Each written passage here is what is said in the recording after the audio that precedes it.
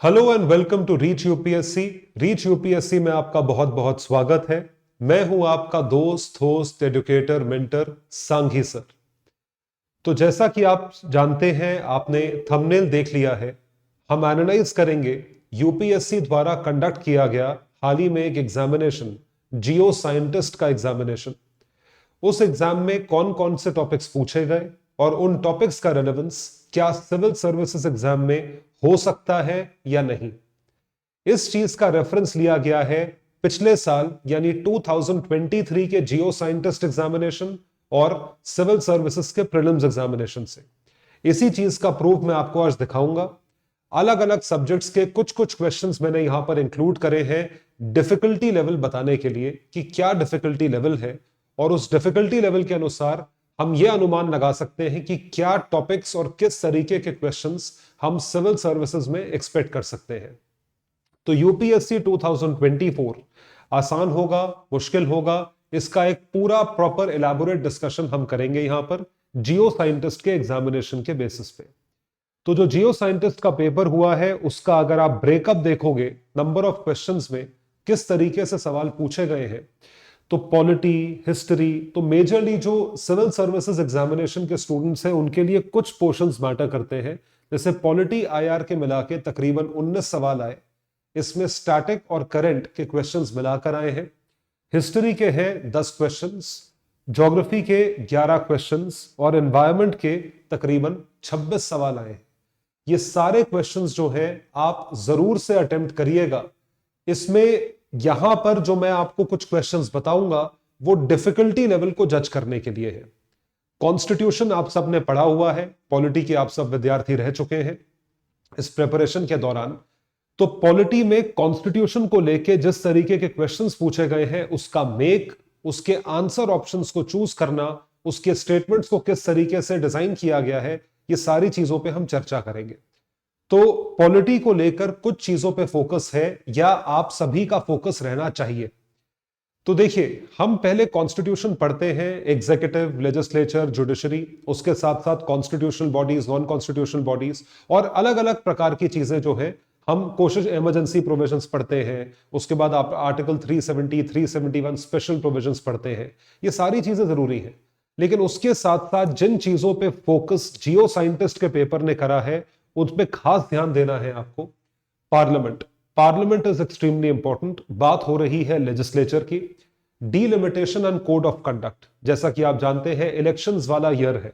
In fact ये एक ऐसा ईयर है जिसमें पूरी दुनिया, majority of the countries in the entire world, 76 countries are going to elections।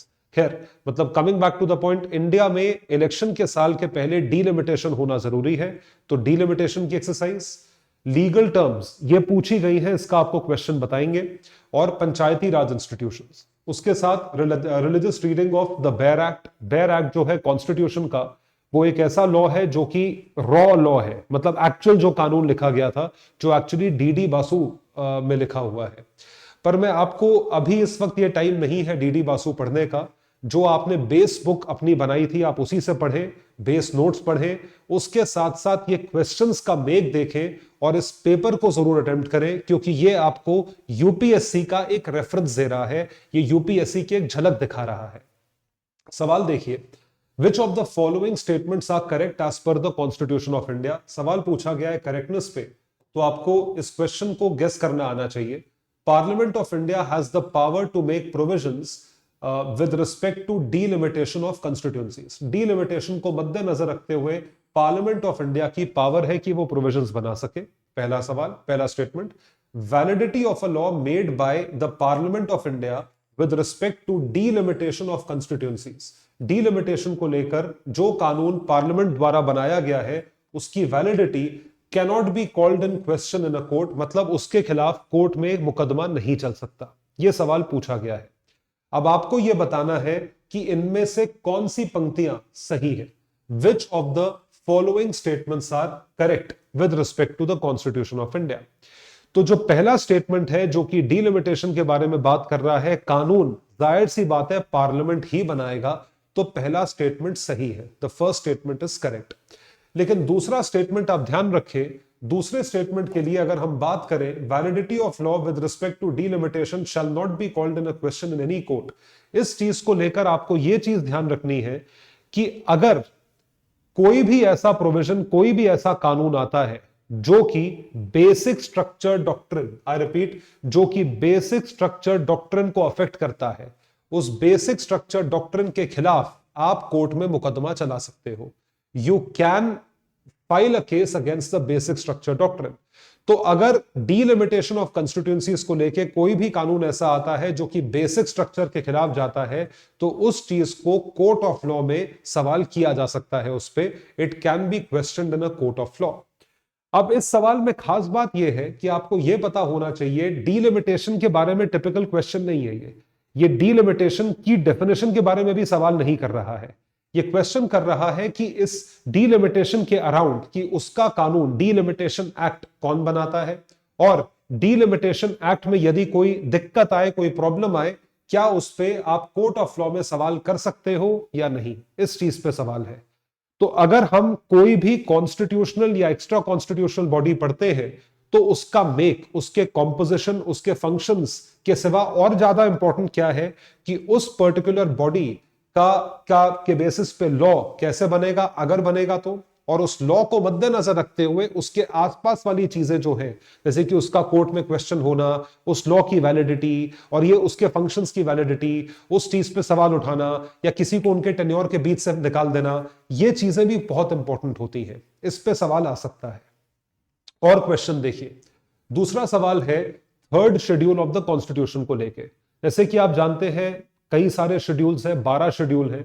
तो third schedule of the constitution को लेके पूछा जा रहा है, which of the following statements of third schedule are correct, कौन से स्टेटमेंट सही है। An MP is free to take the oath or affirmation by swearing in the name of God। क्या भगवान के नाम पे स्वेर करके आप ओथ ले सकते हो? और आप किस पद के लिए ओथ ले रहे हो? आप एक सांसद बनने जा रहे हो। पहला स्टेटमेंट, जज of the Supreme Court has to take the oath और affirmation by swearing in the name of the constitution of India. आप कॉन्स्टिट्यूशन ऑफ इंडिया की ओथ लेते हो। अब देखिए ये क्वेश्चन, देखिए बड़ा खूबसूरत क्वेश्चन है, और ये क्वेश्चन ओथ टेकिंग सेरेमनी पे है। ये नहीं पूछा गया है कि ओथ कौन एडमिनिस्टर करता है या ओथ का प्रोसेस क्या है। पूछा यह गया है कि आप शपथ किसके नाम पे लेते हो। मैं गीता पे हाथ रखकर कसम खाता हूं कि मैं जो कहूंगा, सच के सिवा कुछ नहीं कहूंगा। That is in the name of religion, that is in the name of God. वो भगवान के नाम पे ओथ है। तो क्या भगवान के नाम पे ओथ लिया जा सकता है या संविधान के नाम पे ओथ लिया जाता है? बताइए। बहुत अच्छा क्वेश्चन लगा मुझे ये क्वेश्चन पूछा नहीं गया है। कमाल की बात है कि भगवान के नाम पे ओथ लिया जाता है एमपीज द्वारा, लेकिन कॉन्स्टिट्यूशन के नाम पे ओथ नहीं लिया जाता। तो statement A, answer A is correct. पहला जो स्टेटमेंट है वो सही है। तो इस तरह के क्वेश्चंस जो है वो पूछे जा सकते हैं। मैं देखिए इस क्वेश्चन के जवाब से ज्यादा आपको यह बताने की कोशिश कर रहा हूं कि क्वेश्चन का मेक कैसा है। तो क्वेश्चन वही है, वही जुडिशरी है, वही सुप्रीम कोर्ट है, लेकिन सुप्रीम कोर्ट के जजेस की ओथ किस बेसिस पे होती है, इस चीज पर सवाल है जो यहां पर आया है। फिर आती है लीगल टर्म्स। ये लीगल टर्म्स है। Given below are 4 legal terms और मैक्सिम्स। कानून में मैक्सिम्स होते हैं। Which of them means no man और person shall be condemned unheard. इसको आप अनहर्ड किस तरीके से देखते हो, ये चीजें यहां पर आ रही हैं। All 4 things are here. चारों टर्म्स हैं, चारों लीगल टर्म्स हैं, मैक्सिम्स हैं। चारों का मतलब आपको पता होना चाहिए। No man shall be condemned unheard, मतलब बिना सुनवाई के किसी को आप कंडेम या किसी का इल्जाम जो है अक्यूज कर सकते हो, लेकिन उसको प्रूव कैसे करोगे? अगर प्रूव हो भी रहा है, एविडेंस मिल भी गया है, तो भी आपको जो है अपनी सफाई में कुछ ना कुछ कहने का मौका मिलना चाहिए। तो ऐसा कौन सा मैक्सिम है जो इस बारे में बात करता है? आइए देखते हैं। ऑथ्रिफॉय कॉन्विक्ट। कॉन्विक्ट का मतलब है जिसको कन्विक्ट किया जा चुका है, मतलब जिसके खिलाफ चार्जेस प्रूव हो गए हैं। एक ऐसी प्ली मेड बाय डिफेंडेंट, जो डिफेंड कर रहा है, मतलब जो कन्विक्ट है, stating in a case that he has already been tried for, कि भैया उस केस को लेकर उसके खिलाफ ऑलरेडी जो है उसको ट्राई करा जा चुका है, उसने जेल की सजा काट ली है। नॉन बिस इन अदम is a legal doctrine to the effect that no legal action can be instituted twice for the same cause of action। एक क्राइम करा है, उसके लिए 2 बार सेम क्राइम के लिए आप किसी को जेल में नहीं डाल सकते। नॉन बिस इन इदम। तीसरा है हेबियस कॉर्पस। हेबियस कॉर्पस का मतलब होता है कि आप उस इंसान को प्रेजेंट करो कोर्ट ऑफ लॉ में, to have the body of, produce the body. Court of law में आप उस इंसान को प्रस्तुत करो जिसके खिलाफ केस है, जो अक्यूज्ड है, जिसके खिलाफ चार्जेस लेवल किए गए हैं. Audi alteram partem means listen to the other side और the let the other side be heard as well. ये आपने सुना होगा अपने डिफेंस में, अगर आप कुछ कहना चाहते हैं, फिल्मों में आपने देखा होगा, तो एक जो है कन्विक्शन के बाद भी एक इंसान को या एक कॉन्विक्ट को या अक्यूज्ड को मौका दिया जाता है अपनी सफाई में चीजें कहने का. तो आंसर जो है वो है D for Delhi. Answer D for Delhi है यहां पे. ऑल्टराम पार्टम ये चीज है. तो लीगल मैक्सिम्स भी आपको पूछे जा चुके हैं, इसमें कोई बहुत बड़ी बात नहीं है, लेकिन आपको मतलब पता होना चाहिए. ये जो लीगल मैक्सिम्स है, ये हम जनरली जो पॉलिटी में पढ़ते हैं वो पढ़ते हैं मैंडेमस, सर्टियोररी, हेबियस कॉर्पस. यहां पे थोड़ा सा ब्रॉड आया है और इस तरीके से आ सकता है क्योंकि कभी ना कभी न्यूज़पेपर्स में, करंट में भी अगर ये टर्म्स आई हैं तो इनका आप ध्यान रखें. You have to remember this. इस तरीके से जितने भी पॉलिटी के सवाल आए हैं आप सारे जियो साइंटिस्ट के पेपर से रिवाइज करें. अब बारी है ज्योग्राफी की. देखिए ज्योग्राफी का पेपर ऑलमोस्ट सिमिलर है और ज्योग्राफी पे थोड़ा ज्यादा खास फोकस रहता है, ज्योग्राफी एनवायरनमेंट पे. जब जियो साइंटिस्ट की बात होती है तो इसमें मैपिंग पे बहुत ज्यादा फोकस है और इस वजह से यहां पर मैंने ज्योग्राफी के क्वेश्चंस के लिए मैप्स आप लोगों के लिए इंट्रोड्यूस करे हैं. कॉन्सेप्चुअल क्वेश्चंस हैं फिजिकल ज्योग्राफी को लेकर और उसके साथ साथ मैपिंग बेस्ड क्वेश्चंस हैं. तो world mapping, concept of climatology, oceanography, Indian agriculture, crop cycles and important crops, ये सारी चीजें इंपॉर्टेंट हैं. इस पे फोकस है जो कि आपके सामने मैं प्रस्तुत करूंगा. यहां पे देखिए मैपिंग बेस्ड क्वेश्चंस बहुत अच्छे से पूछे गए हैं. आप ये समझ के चलिए कि ज्योग्राफी के जितने सवाल आते हैं उसके तकरीबन 40 to 50% क्वेश्चंस मैपिंग से आएंगे. आप ये मान के चलिए 100 में से 5 सवाल कम से कम आपको मैपिंग से मिलेंगे. World mapping, Indian mapping, soil की मैपिंग, फिजिकल फीचर्स की मैपिंग, ग्रासलैंड की मैपिंग, किसी भी चीज की मैपिंग हो, चाहे वो एग्रीकल्चरल मैपिंग हो, फूड चीजों की मैपिंग हो, ये सब मैपिंग पे आपको सवाल मिलेंगे. अब ये देखिए मैपिंग पे कितना अच्छा क्वेश्चन है. Which of the following statements regarding Mount Kilimanjaro in Africa are correct? क्या ये माउंट किलिमंजारो अफ्रीका की हाईएस्ट पीक है? It is situated on the equator, ये इक्वेटर पे सिचुएटेड है. It is the highest free standing mountain in the world. Highest free standing mountain in the world क्या चीज है? देखिए तो अब ये आप देख सकते हैं तंजानिया, इजिप्ट एंड मोरक्को, ये जो लाइन जा रही है ये इक्वेटर की लाइन है. क्या माउंट किलिमंजारो जो है इक्वेटर पे सिचुएटेड है या नहीं है?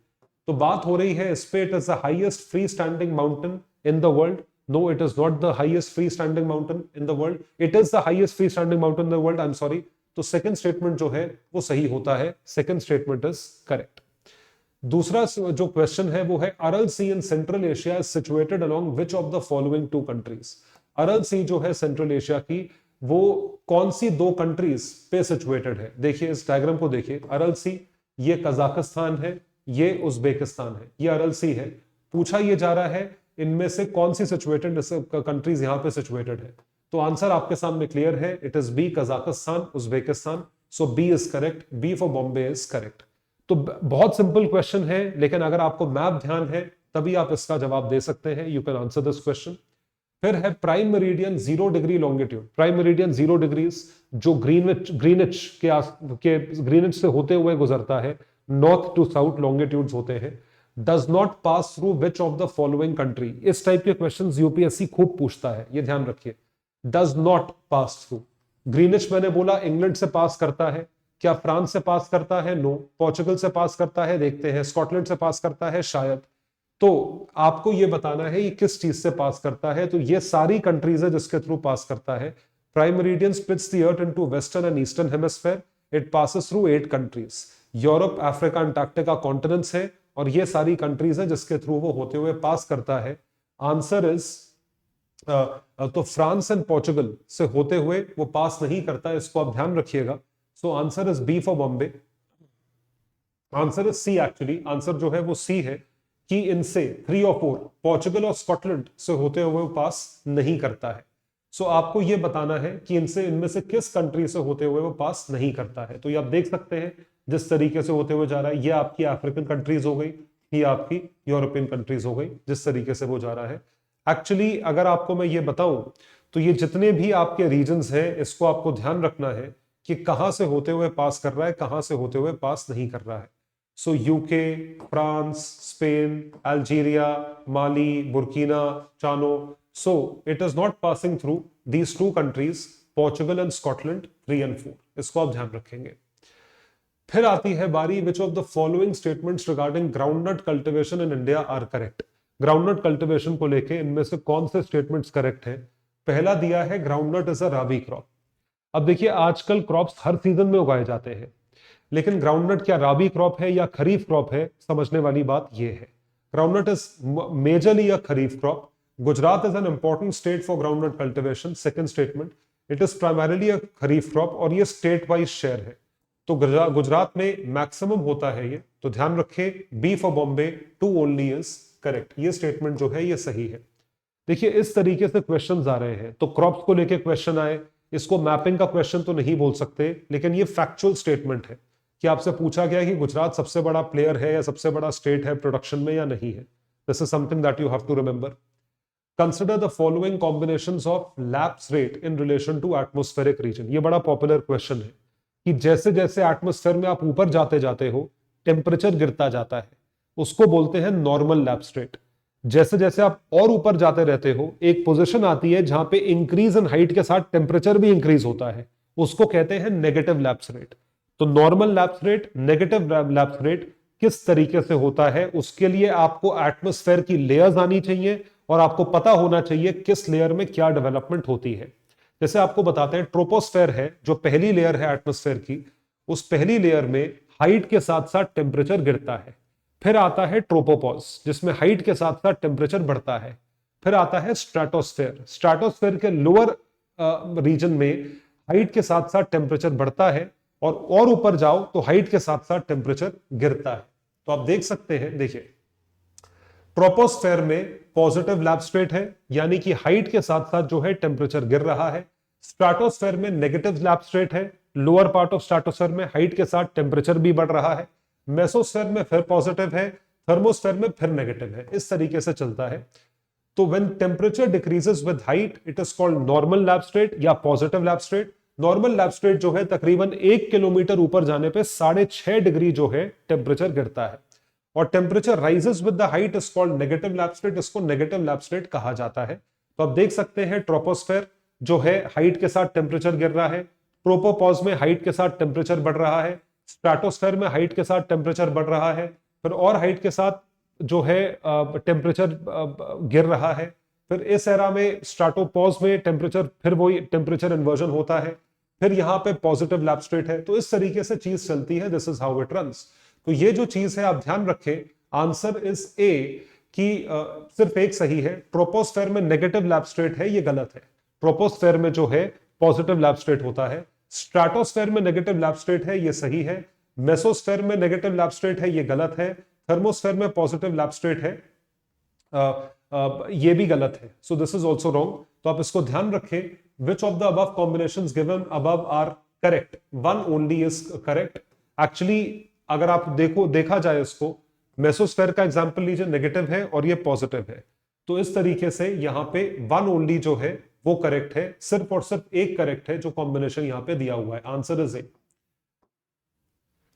फिर बारी है, in the sphere of the atmosphere is harmful ultraviolet radiation from the sun absorb. जो यूवी रेडिएशन सन से अब्सॉर्ब होती है, किस स्फीयर में हार्मफुल यूवी रेडिएशन सन की अब्सॉर्ब होती है? मेसोस्फेयर, थर्मोस्फेयर, ट्रोपोस्फेयर और स्ट्रेटोस्फेयर, किस में अब्सॉर्ब होती है?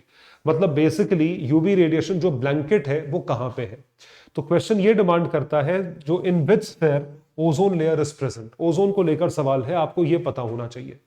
तो आप देख सकते हैं ये सारी आपके, ये ट्रोपोस्फेयर है, ये स्ट्रेटोस्फेयर है 10 to 31 माइल्स, 0 to 10 माइल्स, ये है स्ट्रेटोस्फेरिक ओजोन लेयर।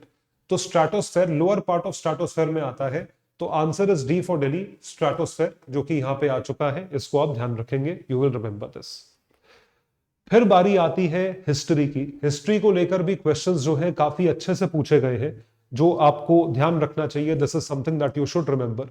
जैसे कि आर्ट एंड कल्चर, टेम्पल के आर्किटेक्चर की बात हो रही है। मॉडर्न इंडिया, बुक्स एंड की events, ancient and medieval travellers पे क्वेश्चन है, इब्न बतूता पे सवाल है। तो आप देखिए इसको, मैच लिस्ट 1 विद लिस्ट 2 कैसे दिए हुए, क्वेश्चंस के कोड्स देखिए किस तरीके से दिए हुए हैं। तो किताब है, किताब के ऑथर कौन है? 1857, civil rebellion in Indian mutinies, sepoy mutiny and the revolt of 1857, Awadh in revolt 1857-1858। अब ये देखिए, ये जो क्वेश्चन है, इस टाइप की चीजें जो है आपकी पॉकेट बुक है मॉडर्न इंडिया की, राजीव वहीर सर की, उसके पीछे जो है वो दिया हुआ है रेडी रेफरेंस स्कैनर, ये आपको डिटेल्स वहां से मिलेंगी। अगर आपको एक दो भी पता है तो भी आप इसे सही तरीके से मार्क कर पाओगे, you would be able to mark it correctly. तो ये एक तरीके से फैक्चुअल इंफॉर्मेशन है। 1857 एसएन सेन की है, सिविल रेबेलियन जो है एसबी चौधरी की है, sepoy mutiny is by RC Majumdar, Awadh and revolt is by Rudrangshu Mukherjee. इस तरीके से ये चीजें हैं। तो आंसर जो है वो डी फॉर दिल्ली है, यहां पर गिवन है, it is given over here. फिर आप देखिए लिस्ट 1 लिस्ट 2, फिर मैच द फॉलोइंग है। कौन सा ट्रैवलर किस देश में गया था? देखिए तो बड़ा पॉपुलर क्वेश्चन है, आपको पता होना चाहिए फाहियान इब्न बतूता को। सो इब्न बतूता मोरक्को गए थे, पीटर इंग्लैंड गए थे, बारबोसा केम फ्रॉम पोर्चुगल, और सैयद अली जो है वो टर्की गए थे। तो इस तरीके से this is something that you have to remember. अब देखिए क्या चीज है, जरूरी नहीं है आपको चारों आते हो। अगर आपको एक पता है, मान लीजिए इब्न बतूता पता है और बारबोसा के बारे में पता है कि ये पोर्चुगल से आए थे, ये मोरक्को गए थे, तो भी आप मैच कर पाओगे। सो क्यू का 1 जो है 2 ही ऑप्शंस में है, और एस का 3 जो है वो भी एक ऑप्शन में है। तो अकॉर्डिंगली आपका आंसर आ जाता है, योर आंसर इज ए। इस तरीके से सवाल गेस किए जा सकते हैं। गेस वर्क चलता है, एलिमिनेशन टेक्निक कुछ कुछ सवालों में आज भी चलती है। So please make sure that आप खुले दिमाग से सवाल करें। उसके बाद क्वेश्चन देखो, April 1908 Prafulla Chaki and Khudiram Bose threw a bomb at the carriage in Muzaffarpur which they believed to be occupied by King's Fort. Which among the following correctly describes the profession of King's Fort? अब देखिए सवाल ना तो इन दोनों freedom fighters के बारे में है या रेवोल्यूशनरीज के बारे में है, ना ही जगह के बारे में है, किंग के बारे में सवाल है कि वो करते क्या थे, व्हाट वाज ही डूइंग। मतलब सवाल का मैं आपको बेसिकली मेक दिखा रहा हूं, इसका आंसर इंपॉर्टेंट नहीं है। व्हाट इज इंपॉर्टेंट इज कि क्या मेक है। मेक मतलब कि वो क्या करते थे, व्हाट वाज हिज प्रोफेशन। तो इस तरीके के सवाल जो है वो इंपॉर्टेंट होते हैं।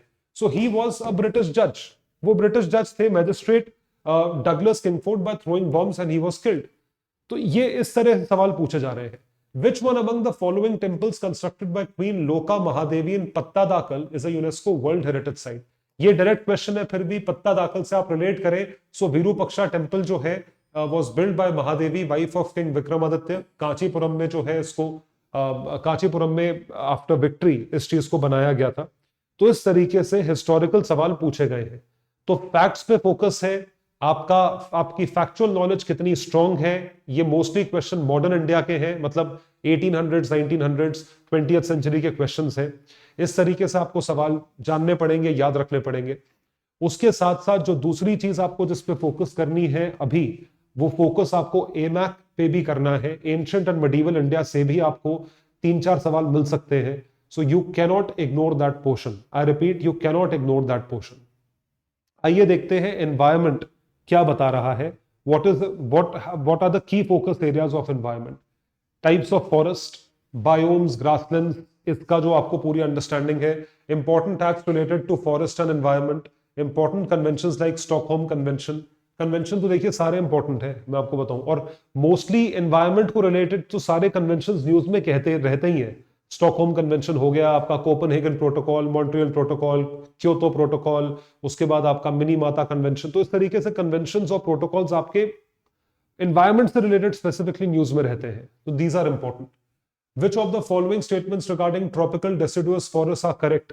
ये बेसिक क्वेश्चन है। They are the most widespread forest, ये सिंपल क्वेश्चंस में से आता है।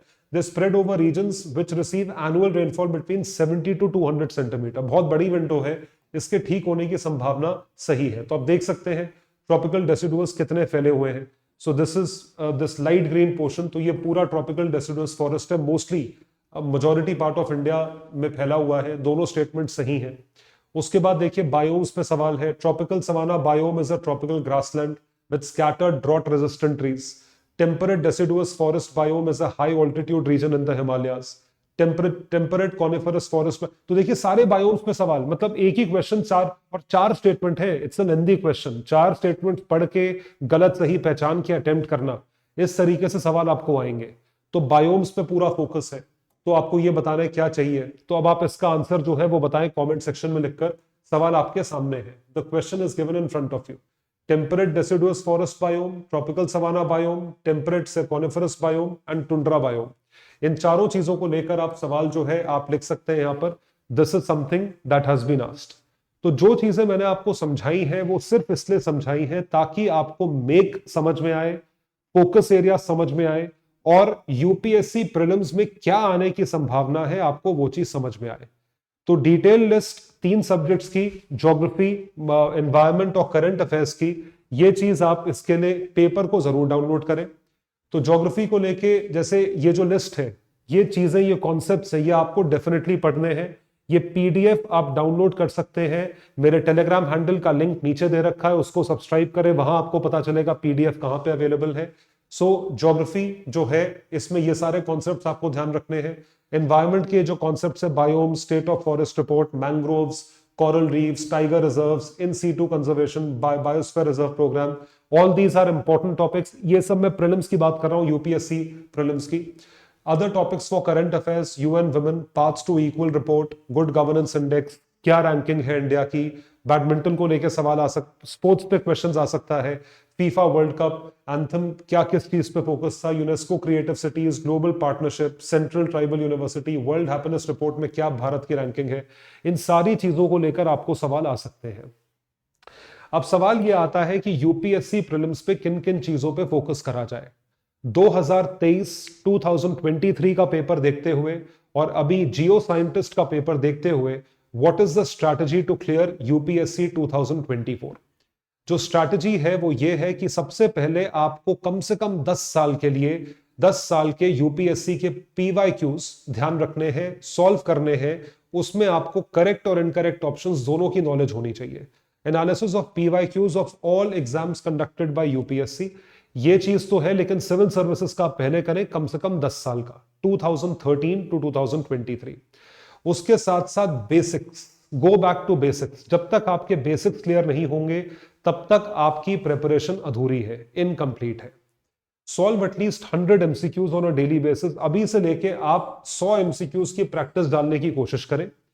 एकदम से 100 एमसीक्यूज नहीं होंगे, शुरुआत होगी 40-50 से, एक महीना लगेगा। मई आते आते 1 मई ऑनवर्ड्स आपकी हैबिट बन जाएगी 100 क्वेश्चंस प्रैक्टिस करने की, चाहे मॉक्स के रूप में करें, सेक्शनल टेस्ट के रूप में करें, पीवाईक्यूज के रूप में करें, किसी भी रूप में करें। आपको यह देखना है कि आपको किस लेवल पे आना है टू प्रैक्टिस 100 एमसीक्यूज डेली। और सबसे जरूरी चीज जिसकी वजह से स्टूडेंट आज की डेट में रह जाता है, कमाल की बात है, एक क्वालिफाइंग पेपर में भी स्टूडेंट जो है वो नहीं क्लियर कर पा रहा है, वो है सीसैट। सीसैट की वजह से अगर आप रहते हो, इससे बड़ी दुर्गति या दुर्भाग्य की बात नहीं है कि एक क्वालिफाइंग पेपर की वजह से स्टूडेंट जो है रुक गया है और जीएस पेपर 1 में निकल गया है। तो ये चीज मैं आपको बताना चाहता हूं, ये बड़े दुख की बात है, ये आपका कॉन्फिडेंस भी हिलाएगा। तो मेरा बस आपको एक सजेशन है कि सीसैट को लेकर आप इतनी प्रैक्टिस करें कि आपके कम से कम 80 या 90 नंबर तो आ ही जाएं। अगर आपको लगता है कि मैं मैथमेटिक्स में वीक हूं, कॉम्प्रिहेंशन में वीक हूं, एलआर समझ में नहीं आ रहा है, तो आप बाकी स्ट्रॉन्ग एरियाज पे फोकस करें। 80 to 90 marks should be your score in CSAT immediately after coming out of the exam hall, क्योंकि आपका कॉन्फिडेंस यहीं से बनेगा। सीसैट ही नहीं निकलेगा तो आप मेंस कैसे लिखोगे? How will you write mains? तो प्रैक्टिस सीसैट। सीसैट को प्रैक्टिस जब तक आप नहीं करेंगे, क्लियर करना बहुत मुश्किल है। तो ये आपकी 2024 की स्ट्रैटेजी है। आपको पीवाईक्यूज पे फोकस करना है, 100 पीवाईक्यू, 100 एमसीक्यूज डेली करने हैं। सीसैट की प्रैक्टिस 2 to 3 आवर्स करनी है, दैट इज, और बेसिक्स पे पूरी तरीके से फोकस करना है। ये 4 चीजें अगर आप करेंगे तो मेरी गारंटी है कि आपका प्रीलिम्स जरूर निकलेगा। You will be able to clear your prelims. अब आते हैं आखिरी पार्ट पे। आखिरी पार्ट पे मैं ये फोकस करना चाहता हूं कि लास्ट ईयर जो क्वेश्चंस जियो साइंटिस्ट के पेपर में आए थे, उन्हीं क्वेश्चंस को देखा गया था यूपीएससी के प्रीलिम्स के पेपर में, उसी तरह के क्वेश्चंस को। इसका आपको प्रूफ देते हैं। लेकिन एक चीज, अगर आपने अभी तक चैनल सब्सक्राइब नहीं करा है मेरा, तो प्लीज सब्सक्राइब बटन दबाएं और उसके साथ साथ बेल आइकन दबाएं, ताकि कोई भी अपडेट आप ना मिस कर पाए। तो आप देख सकते हैं, Who among the following was the Viceroy of India in 1905 when the partition of Bengal was announced? ये 2023 का सवाल है। आंसर है इसका लॉर्ड कर्जन। लॉर्ड कर्जन के दौरान, उनके टेन्योर के दौरान हुआ था। इसी तरह का क्वेश्चन जो है मई 2023 में आया। Statement 1, 7th August is declared as a National Handloom Day. It was in 1905 that the Swadeshi movement was launched on the same day. अब देखिए 1905 को लेके क्वेश्चन जो है वो फ्रेम किया गया है तो इस तरीके से आप गेस कर सकते हो कि यहां इसके अराउंड सवाल बन सकता है कि 1905 में और क्या क्या हुआ था। स्वदेशी मूवमेंट भी हुआ था, और क्या नेशनल हैंडलूम डे वहां पे हुआ था या नहीं हुआ था 7 अगस्त को? बिल्कुल हुआ था। दोनों स्टेटमेंट सही है, इसका आंसर भी आंसर ए है। सो इस तरीके से आपको सवाल आ सकते हैं। और देखिए, which of the following statements regarding the president of India are correct? President के ऑफिस को लेकर सवाल है। President of India is elected by an electoral college in accordance with the system of proportional representation by means of single transferable vote. Statement सही है बिल्कुल। Elected members of the Legislative Assembly of UT of Delhi and Puducherry take part in the election of the President of India. क्या ये part लेते हैं, नहीं लेते हैं? So the answer is C, कि ये पार्ट लेते हैं। Both the statements are correct, दोनों स्टेटमेंट सही है। अब देखिए 2023, consider the following statements in respect of election to the President of India. Members nominated to either House of Parliament or Legislative Assemblies, nominated MPs और MLAs की बात हो रही है, are also eligible to be included in electoral college. क्या ये include होते हैं? Higher the number of elective assembly seats, higher is the value of vote of each MLA to that state. इसमें value of vote जो है MLA की ज्यादा होती है। Value of vote to each MLA of Madhya Pradesh is greater than that of Kerala. ये बहुत अच्छे स्टेटमेंट्स हैं वैल्यू ऑफ वोट निकालना। ये आपको लक्ष्मीकांत की बुक में बहुत अच्छे से कैलकुलेशन दे रखी है। Value of vote of each MLA of Puducherry is higher than that of Arunachal Pradesh because the ratio of total population to total number of elective seats in Puducherry is greater as compared to Arunachal Pradesh. तो देखिए, इस type का आपका सवाल है जिसको आपको guess करना है, और ऐसे ही सवाल आपको पेपर में देखने को मिलेंगे। तो बात यह नहीं है कि वो क्वेश्चन रिपीट हो रहा है, बात है उस ऑफिस के अराउंड आपको उसी तरीके का सवाल मिल रहा है। तो प्रेसिडेंट के इलेक्टोरल कॉलेज के बारे में अगर आप पढ़ोगे तो उसके वोटिंग सिस्टम के बारे में भी पढ़ोगे कि वोट क्या, वैल्यू ऑफ वोट कैसे निकालते हैं। और वैल्यू ऑफ वोट जब आप पढ़ेंगे तो आपको समझ में आ जाएगा कि यूपी के एमएलए, यूपी में 403 सीटें हैं, 403 एमएलए से, उनकी वैल्यू ऑफ वोट एमपी के वैल्यू ऑफ वोट से ज्यादा होगी या कम होगी। और एमपी जैसे बड़े स्टेट के एमएलए की वैल्यू ऑफ वोट जो है केरला जैसे स्टेट के एमएलए की वोट की वैल्यू से ज्यादा होगी या कम होगी। ये चीजें आप समझ पाएंगे। इस तरीके से एक ऑफिस कवर होता है। तो ये बस मेरी एक छोटी सी कोशिश थी आपको बताने के लिए, क्योंकि मैं तहे दिल से चाहता हूं कि आपका प्रीलिम्स का एग्जामिनेशन जरूर निकले। Stay focused on the prelims examination and do what I have asked you to do. उसी तरीके से आप प्रैक्टिस करें, आपके प्रीलिम्स के एग्जाम के निकलने की संभावना बहुत ज्यादा है।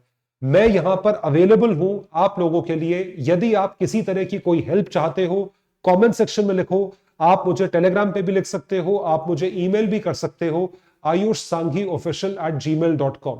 जो भी दिक्कत है, कोई भी प्रॉब्लम है, आपके लिए जूम सेशंस रखेंगे मेंटरशिप देने के लिए, ताकि आप अपने डाउट्स पूछ सको। ayushsanghiofficial@gmail.com। That would be all. Thank you so much. Bye everyone. Take care and all the best.